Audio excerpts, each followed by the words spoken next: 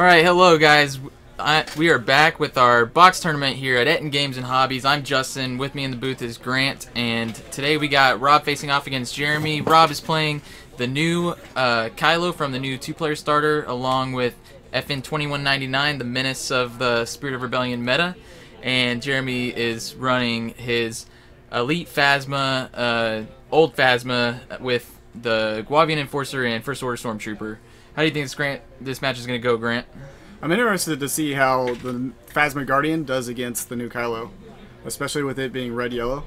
I'm not sure how much of a difference the event colors are for his deck, but I think that eKylo FN has some serious potential.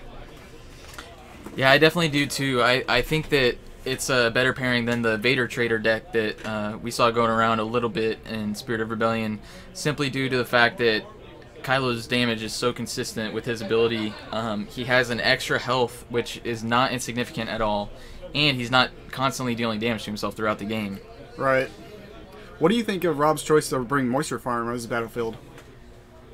I don't know, because he is running the Boundless Ambition package for FN 2199, which definitely does not let you claim, because you're just going to continue to keep cycling weapons.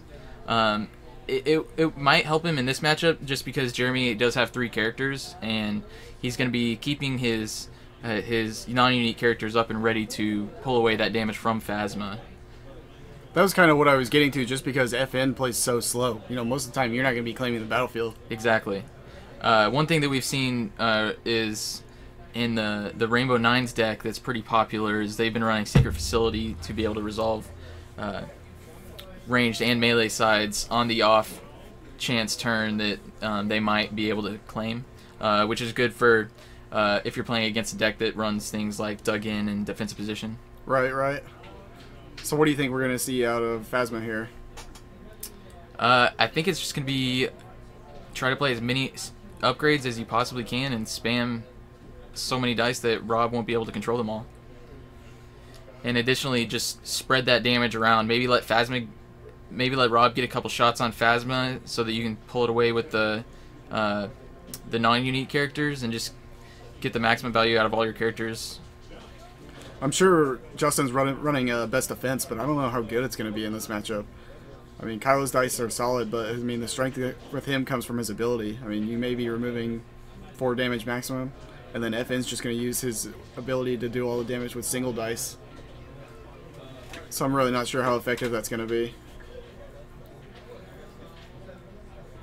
So it looks like our players are just waiting to get the start of the match. So Jeremy's running Mos Eisley Spaceport. That is has been the ultimate benign battlefield through pretty much most of the sets, except for Secret Facility, kind of replaced it a little bit. Mos Eisley did give a lot of value to the Hero Blue decks that had Ray in them, because they could bounce a force speed back to their hand and they don't lose an action to play it on the next turn. Right. But I don't know. I felt like Maz Castle kind of did the same job. I mean, it helped some decks, but most of the time I didn't feel bad when my opponent claimed with Maz Castle on the board.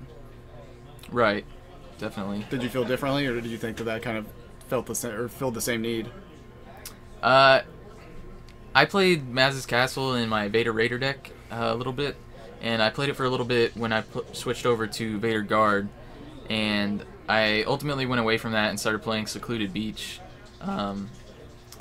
just because my playstyle is a little bit slower, and I like to reroll as many times as I need to and get the maximum value out of each turn, and letting my opponent draw those 2 cards and filter through their deck always felt really bad. Yeah, that's fair. I'm not sure you reroll that much when you reroll 8 damage on 1 discard. Yeah, Grant's a little salty because I force speed and rerolled into max damage with a Vader Royal Guard deck once, and I'm just salty because my Vader never does that. Meanwhile, Justin's Vader turns into a god every time I play him. I mean, we played last week, and you were playing what were you playing? Vader Phasma. Vader New Phasma. Right, and that Palpatine though. Yeah, Palpatine. Did I beat you every game? Yes. Oh. Yeah. Thank you for making me admit that on stream. But no, about a month ago, I was playing Vader Guard, and you were playing Rainbow Nines with the Royal Guard version, and you absolutely obliterated me. Yeah. Well, I mean, that deck against melee is so good. All right, So here we go. Our players are getting started. They've shuffled up and cut, and they're drawing their opening hand. So, can you tell what Jeremy has in there? So he's got 2 flanks, a F11D rifle. Looks like he's got 2 F11Ds. He doesn't like bait and switch. That's what it is. So he's pitching all 3 equipment. He's keeping the flanks. Very interesting. Particularly since Rob's character dice are not very threatening, and he probably wouldn't hesitate to guardian away a 1 or a 2 damage with his enforcer or his stormtrooper. Well, another thing to take into account for is Kylo's ability, because he's got 2 gray cards in his hand now, so the odds of Rob hitting Kylo's ability just decreased by 40%. That's true. That's an excellent point.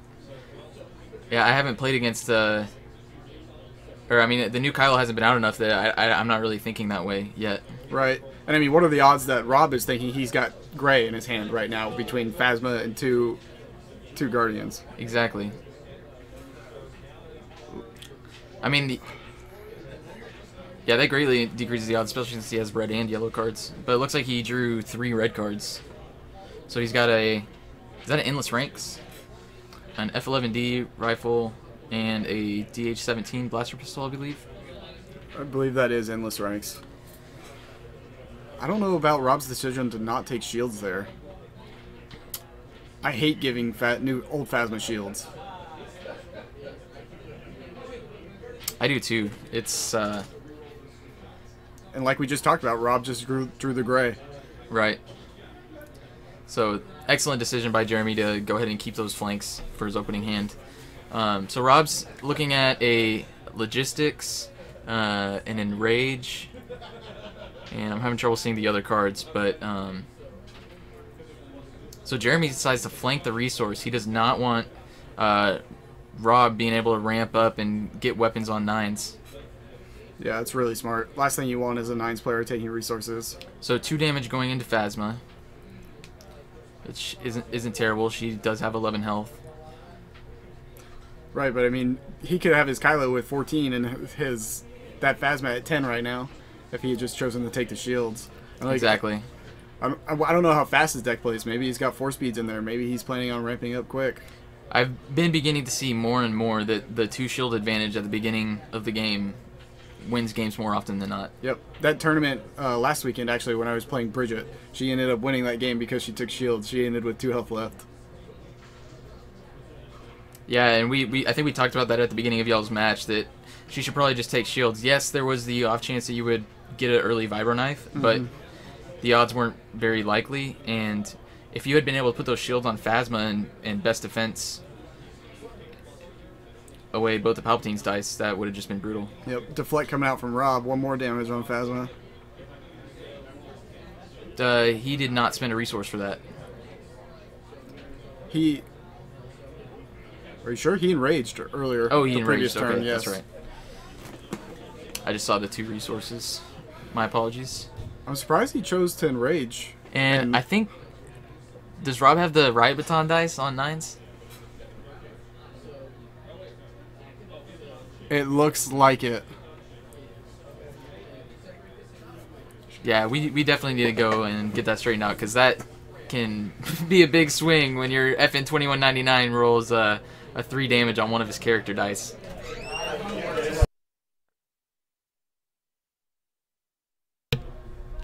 So we sent Grant out there. We're gonna get that straightened out right away. Again, when this happens, just always be aware of what the board state looks like, and what upgrades your opponent has out, and which upgrades or which character the upgrades are attached to also. As dice start flying around the table and tokens get moved, it's an easy mistake to make for anybody. And the dice look so similar. I mean, have you seen the new Phasma and old Phasma? They look almost the exact same. And they're the new Captain Phasma's blaster too. Even looks similar. So Rob dropping a Force Illusion, which is never fun as a range deck to see. Rob is sitting on a lot of resources for an end of round for an FN player.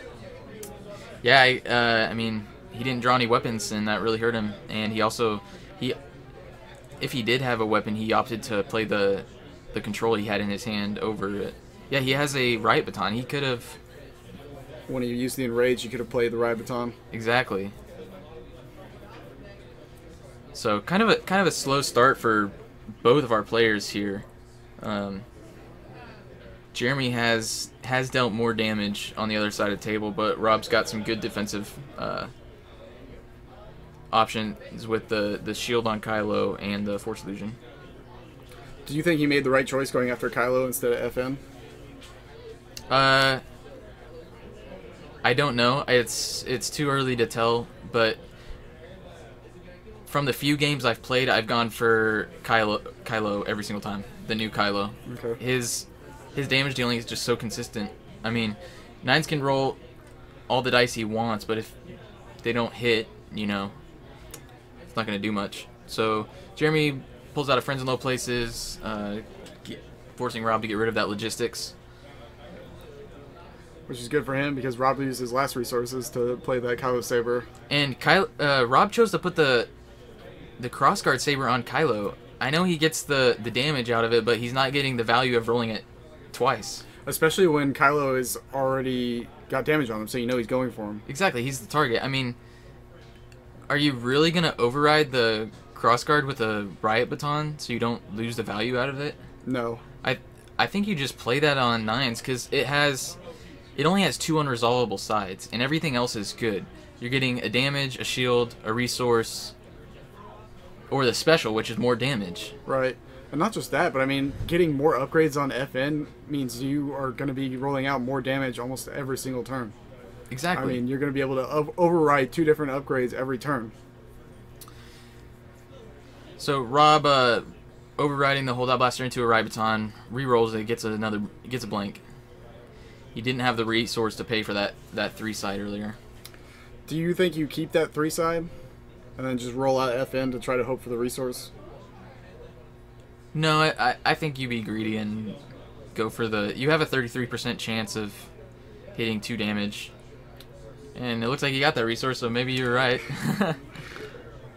Well, I mean, even on the Z6, you at least have a 50% chance of getting a side you can use.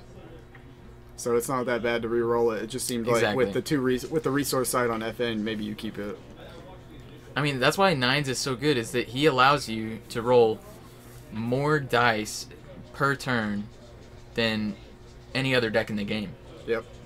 That's why Balatik was so good and why he's been in 3 of the 4 top decks across every single meta. Like Awakening, Spirit of Rebellion, Balatik has been in 3 of the top 4 decks. And I don't think he's going away anytime soon. And it's just because of that, because he lets you roll more dice than your opponent, more times. Rob gonna take the resource Jeremy here. Has quite a bit of damage on his side of the table. He rolled out and got a 2 on the Gauvian, a 2 on the Stormtrooper, a 2 on Phasma, and a 1 on Phasma. That is an absurd amount of damage, and it looks... He got the special from the blaster, too. Right, and so Rob's opted to put that damage onto Nines. So let's see what Jeremy wants to do with the other 7 damage he has. I think you just continue piling the damage away on eKylo. Nines already has a Riot Baton, and even though eKylo has that Force Illusion, you know, once you pick a target, just stick with it. I agree. But maybe that's what Rob was trying to do, make his decision a little bit tougher, make him question, maybe I need to split this up when he played that Saber on eKylo. So, did Rob take an action Jeremy Guardianed? I believe he took the resource. Oh, okay. Yep, he's going after So FN Jeremy now. does switch targets, and that's one of those reasons. The reasons that Force Illusion is such a good card is it can force your opponent to switch targets. Mm-hmm. Because sometimes you think about it as wasted damage, but if you really think about it, it's just like they electroshocked your die, essentially. Right. You know? I mean, it does feel bad that you're, like, dealing the damage and it goes nowhere, but... And also, it can get rid of some key cards in their deck that they need. And right now, it would be huge if Jeremy makes him use that Force Illusion, because he didn't draw any upgrades in his hand, Rob. So now the odds of him hitting upgrades out of his deck is extremely high. I mean, obviously, Jeremy doesn't know that, but that's huge.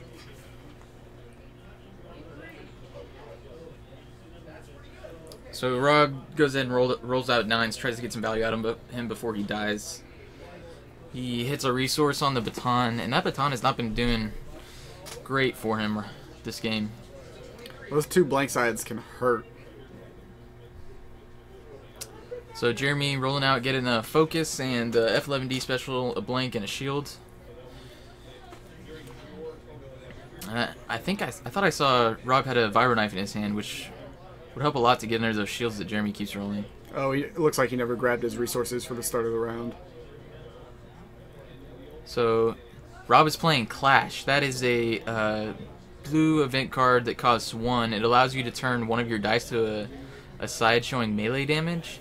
And then it also allows you to turn one of your opponent's dice to a blank if it was previously showing melee damage. Oh, okay. So it's a good replacement for Use the Force if you've been using that in your blue melee decks. Yeah, it's better in almost every way. Because it does the same thing where you want to spin your dice to damage, but it can also be played defensively. Man, I mean, Use the Force does have a little more utility in that you can change your dice to anything, and you can change your opponent's dice if it's showing ranged to blank. but most of the time when you're playing blue, you're going to be changing it to damage. Right, exactly. Man, Jeremy's Gauvian loves rolling that black damage side. I don't think I've ever seen a Gauvian roll that well. And so Jeremy decides to go ahead and spin his focus to go to a 2 damage. He wants that FN off the board. And Jeremy does have a redeploy weapon down on ePhasma now. I wonder if he's running the new Captain Phasma's Blaster. I would hope so, because that card is really good. So Jeremy's probably just going to go ahead and kill 9s here. Yep, he does. After playing the Aftermath smartly enough. Mm-hmm. Jeremy's a good player. He knows that support's on the board, and he wants that extra resource to get the max out of it. So Jeremy's been holding that Endless Ranks in his hand since the start of the game, and he hasn't even Guardianed away any damage onto the Stormtrooper. He hasn't needed to. So, and now Rob knows he has the Endless Rank with the eKylo pull. So I think if you're Rob, you need to kill that Stormtrooper last. Yep. Now. But Jeremy's being able to Guardian that is going to make it difficult, and I would bet he's going to draw into a best defense here pretty soon. Oh, yeah. I wonder if Jeremy runs cannon fodder or not. You know, I don't believe he does, but I could be wrong on that. So Jeremy drawing his salvage stand a little late. That's rough. He does get a little bit more of a damage consistent card with Imperial Discipline in his hand, though. Although it's a little late to be playing it. Yeah, especially when he might want to save his resources to get off that Endless Ranks. It looks like he's probably thinking about discarding it. Endless Ranks? I probably would at this point. I would probably discard Salvage Stand first, just because Rob's already got 2 resources, and and that's what he decides to do. Yeah, and FN is already off the board, so you're not worried about controlling his resources as much. Exactly. And eKylo already has 3 upgrades on him. True. But, oh, so Rob's playing Boundless Ambition. I don't know if I agree with that play. I love it, man. You need to get that Phasma gone. You cannot let her get another activation. Was that the last card in his hand? No. I thought he still had a few more cards. I believe he had a second Boundless Ambition in his hand. Okay. So he drew up 4. And Right. now he's going to get the discard and try to get something else. Yeah, get rid of that best defense. Yeah, and it lets him filter through his deck. He had the extra money, so he wasn't worried about it, I guess. But that's one of those, man, that's one of those plays I normally don't like, is just playing a Boundless Submission at the end of the turn, because sometimes it just feels like a waste of a resource. Yeah, but at this point, like I said, I mean, I think that you have to get Phasma off the board this turn, or this round, if Rob has a chance. Phasma needs to go. See, now she gets the shield. He's going to have to discard again, try to get something out of Kylo's dice. Well, he's got 1 damage out of Kylo, but he's got a blank on that Cross Saber. You got to discard it, Rob. Don't be afraid. So he discards the regular lightsaber. Oh man, and because Jeremy put that shield on Phasma, that special turns into a 3 damage. So that's a dead Phasma. Yep. And then 1 more damage on the And Gauvian. Jeremy's not going to get 2 uses out of that F11D rifle that he put on Phasma. So, man, it's looking like the game swung quite a bit into Rob's favor. I think Jeremy's decision to switch targets is really what hurt him. Although, with Kylo having the 12 health, he might not have been able to take him down. Yeah, you could be looking at it, Kylo and FN still on the board with a Phasma dead right now because of that Force illusion. Right. Down goes Phasma. Now, when you draw that Endless Ranks that early, do you go ahead and use your FOST as the Guardian the whole time instead of having your Gauvian do it?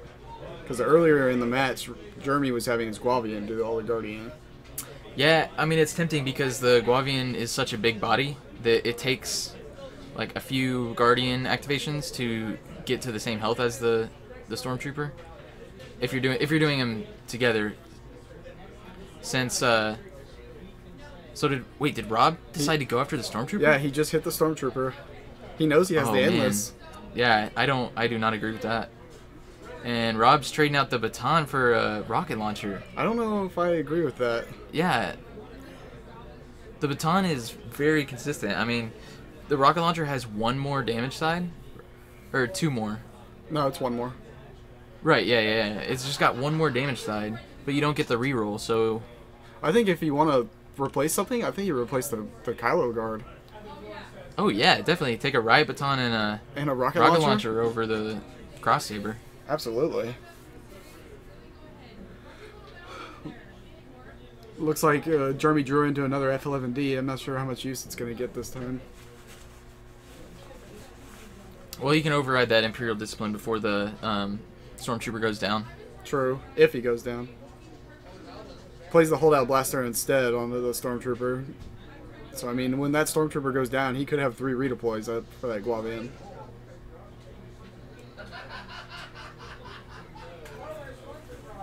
Just resources. Fat resources. And a +1 melee, which isn't going to help him out that much. No. But, I mean, Jeremy's been rolling a lot of damage all game, so... Yeah. And he does have the bait and switch still in hand, so he could still make something out of it. Exactly.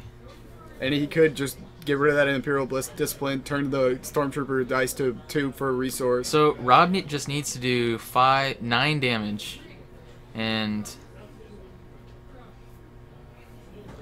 looks like he doesn't get the Kylo activation.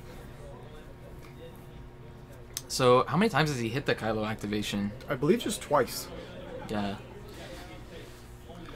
Yeah, Kylo's ability is so strong against monocolored decks, though. Yeah, even a deck that you know is going to have majority of one color. You know, like Phasma Vader, you know you're going to be a majority blue. Right. Whereas this, I mean, Jeremy's running gray neutrals, he's running yellows, he's running reds. I mean, so Jeremy uses the Imperial Discipline action to flip the F11 to a +2, and in preparation to bait and switch into 4 damage. And then he'll just be 4 away. Man, Rob's dice are not rolling very well this match. He's got 3 damage Johnny, but that rocket launcher and that Kylo guard is not cooperating. Yeah, his riot baton has barely rolled damage. Maybe that's why he got rid of it. That's because it was rolling bad. Maybe. I mean, sometimes your dice just don't want to cooperate. Rob thinking real carefully about what he wants to do here next. Just deciding on what to discard probably. He has an Imperial War Machine in his hand, so that'll help him be able to resolve the rocket launcher. Yeah, I mean, That card is so good, especially when you're showing no resources, because it lures your opponent into thinking, into a false sense of security. It's like, oh, he rolled 4 damage on the rocket launcher, no big deal, he can't pay for it. Exactly, and then it's just like out of nowhere. Yeah. You know. Yeah, it'll be interesting to see when Empire War comes out with the new LR1K Sonic Cannon Yeah. that has 6 for 6 3 damage side. Yeah, for 3 resources, and you just Imperial War Machine. No. That's gonna be awesome. And the same thing with the that 5-cost upgrade, the new blaster. Oh, It's the got a 5 Ion. for, it's got a 5 for 1. The Ion Blaster Yeah. or something like that. Yeah, it has like Stormtroopers on it. Yeah, Yeah. I believe so. Is that the one where you can discard and spin No, it up? that. Oh yes, that is. Oh yeah, I think it's Ion Disruptor Rifle is what it's called. That card's so good. FN's gonna love that card. Yeah. Rob still hasn't discarded yet. What does he have in his hand? He has the Imperial War Machine, another Riot Baton, a Balanced Ambition, and I couldn't tell what the last one was. He's almost got that Gauvian dead. I think you go for the kill here.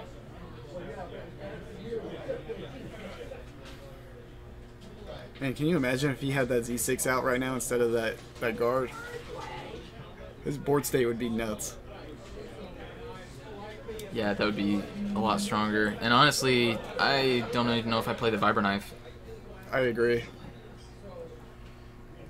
I'd definitely rather have the Cross Saber over a Vibra Knife. It has the same number of base damage sides, but one of the base damage sides is way better on the Cross Saber in the special. So Jeremy continuing to get more dice out. And how brutal would he have Rob rolled the special? And he did. He hit the special, so Gauvian's about to die. And he has no clue. So I think Rob's got to be feeling good. that's going to be game here in just a second. Unless Jeremy somehow is able to... He could claim and get first activation, and then Right. just pray for max damage. I'm not sure I see a win condition for So Jeremy the at this point. Enforcer's dead. Now he has to make the decision. You know, do I try to go for max damage and get rid of consistency, which he So does? here's what Jeremy can do. He can bait and switch to deal the 4 damage. And I think at that point, if you're Rob, you need to claim and not worry about the 1 damage that's showing on that Cross Saber. Just go ahead and claim. See if you can just kill him off the Kylo activation or with whatever you roll on your dice. Oh yeah, that's true. He could kill him with just activating. We've talked a bit about it before on the stream, how important turn priority can be once you get into the mid to late game. If you get an action behind, it can just be devastating, and you can't recover. Yeah, it may force you to make something that you wouldn't normally consider a suboptimal play, but in the long term, that's what you need to do. You need to make that sacrificial play to set yourself up in the future turn. Exactly. So, is Jeremy rerolling? Maybe so. Maybe he wants to get more than 4 damage out this turn. Well, you definitely Maybe. keep one of those resources. Yeah, you reroll the trooper die. He's got Gets more one extra base damage damage. sides. I don't know if I agree with that though. I think I bait and switch because now Rob has that opportunity to deal the 1 damage in addition to claiming after Jeremy resolves all this damage. Yeah. I mean, it doesn't... Maybe Jeremy thought about that though. Maybe he considered that at this point I'm not going to get the claim. Oh, and then Rob plays the Cross Saber. So that's it. That's the match. What an interesting way to end the match. Kylo Saber putting in work. Yeah, Kylo Saber, man. Or not Kylo Saber, it's the Crossguard Saber. Crossguard Saber. Yeah. But Kylo Saber is better. yeah, I didn't agree with that choice to put the Crossguard Saber on Kylo at the beginning of the game. I think it's still a good weapon to drop on 9s and get that double roll out of it. Yeah. But Maybe it wasn't maybe that 1 damage, that 1 damage adds up. And maybe that wasn't the wrong decision for Rob, though, to make him forced to split the damage, because that, I mean, now you have to make him choose between, do I leave FN alone with with an upgrade, or do I leave Kylo there with, you know, just the cross guard and the Force illusion? You know, I mean, we've talked about it earlier that resolving that damage onto the Force illusion to get rid of it, you have to do eventually, but it doesn't feel good. Right. And I think with Jeremy holding that Endless Ranks in his hand, maybe he thought that Trooper would be the second target for Rob, but as soon as Rob saw the Endless Ranks, and that's just another thing that's so good about Kylo's ability, is giving you that insight into your opponent's turn and maybe possibly their future turns with what they're trying to do. And you can remember all the, like, each card you pull, you can look at their discard and see like what they still have, which can help you to deal that 2 consistent damage on his activation, in addition to just knowing what they have. That's true. I mean, hand knowledge is so valuable. You know, like Thrawn or Unkar or Thrawn coming out, just being able to look at their hand just seems insane. Just knowing, oh, they don't have control, or oh, they've got maximized control. Let me play this out completely differently. Right. Yeah. I'm a little worried about Thrawn. I think he's going to be really, really good. I think players have a serious reason to be worried about Thrawn. Yeah.